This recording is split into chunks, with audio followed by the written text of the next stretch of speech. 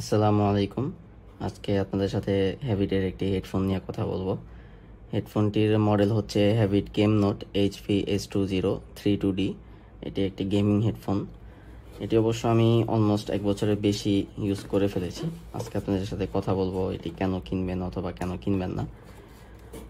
Unboxing করতেছি কারণ আপনারা যেন বুঝতে পারেন যে এটার সাথে কি দেয়। এরকম একটা নর্মাল বক্স, এই বক্সটার ভিতরে আপনি হেডফোনটি পেয়ে যাবেন। এই হচ্ছে 1 বছর পর হেডফোনের অবস্থা। আর এটার সাথে আপনারা ওয়ারেন্টি পাবেন, 1 ইয়ারের ওয়ারেন্টি দিবে এই ওয়ারেন্টি কার্ডটা, প্রোডাক্ট ওয়ারেন্টি। এখানে স্ক্যান করলে ওদের ওয়েবসাইটে নিয়ে যাবে। আচ্ছা, তো চলুন হেডফোন নিয়ে কথা বলি। হেডফোনটি হচ্ছে একটু কম দামের মধ্যে এবং বাজেট হেডফোন অবশ্যই, কারণ এই দামের মধ্যে এই হেডফোনগুলো খুব বেশি একটা ভালো হবে না, এটাই স্বাভাবিক। তবে আমি বলবো এটার সাউন্ড কোয়ালিটি খুব বেশিও খারাপ নেই প্রাইস হিসাবে, কিন্তু এটার বিল্ড কোয়ালিটি খুব বেশি ভালো না। আপনারা দেখতে পারতেছেন আমি খুব বেশি যে রাফ ইউজ করেছি এরকম না, কিন্তু এটার এই ইয়েগুলো উঠে গেছে, লেদারগুলো।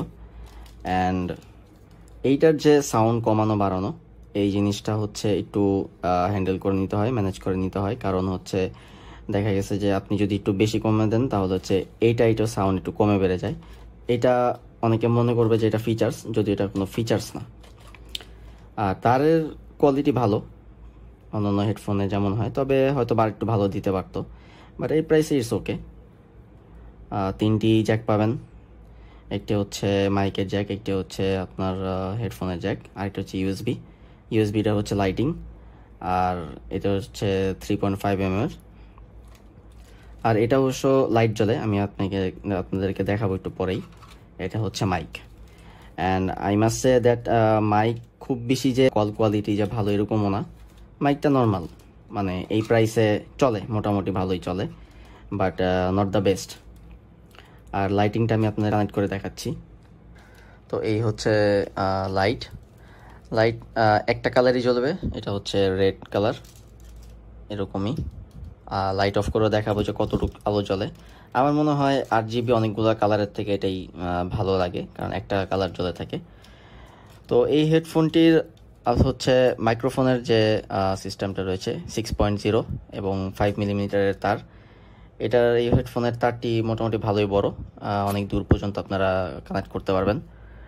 এবং এই হেডফোনটির ফ্রিকোয়েন্সি রেসপন্স হচ্ছে 20 Hz to 20 kHz। এইটা খুবই একটা ভালো ফিচার্স।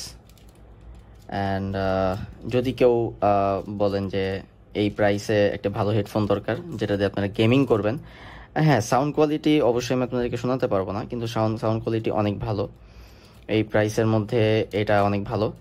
তবে একটাই, যেটা আমি ফার্স্টে বলেছি, সমস্যা হচ্ছে যে এটার বিল্ড কোয়ালিটি।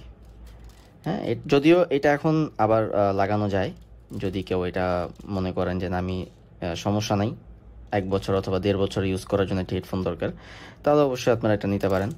তবে যদি বলবো যে যদি লং টাইমের জন্য নেন, যে মিনিমাম 2 থেকে 2.5 বছর ইউজ করব, তাহলে এটা অবশ্যই আপনারা নেবেন না, কারণ এরকমটা হলে অবশ্যই আপনার ভালো লাগবে না।